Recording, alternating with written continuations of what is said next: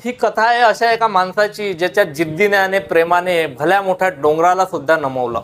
बिहार येथील एका छोट्याशा गहलोर या गावामध्ये राहणारा हा साधारण माणूस एक दिवस त्याच्या पत्नीला गंभीर दुखापत झाली।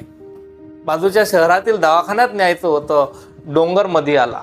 आवश्यक उपचार वेळेत न मिळाल्यामुळं त्याने त्याच्या पत्नीला गमावलं। त्याला दुःखाचा प्रचंड धक्का बसला आणि त्याने निर्धार केला, आपलं गाव शहराशी जोडायचं आहे, हा भला मोठा डोंगर आता तोडायचा आहे। नुसतं छन्नी आणि हातोड्याच्या मदतीने एकटा डोंगर तोडायला भिडला।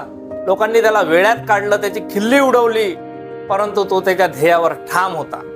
डोक्यात एकच ध्येय होतं, परत कोणी आपल्या माणसाला गमावू नये।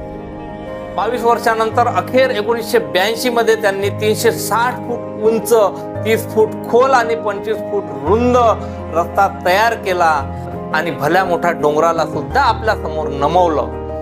मित्रांनो, तुमच्या इच्छाशक्तीचा डोंगर जर मजबूत असेल तर तुमच्या मार्गामध्ये कितीही मोठा संकटाचा पहाड आला तर तुम्ही सहज चिरू शकता।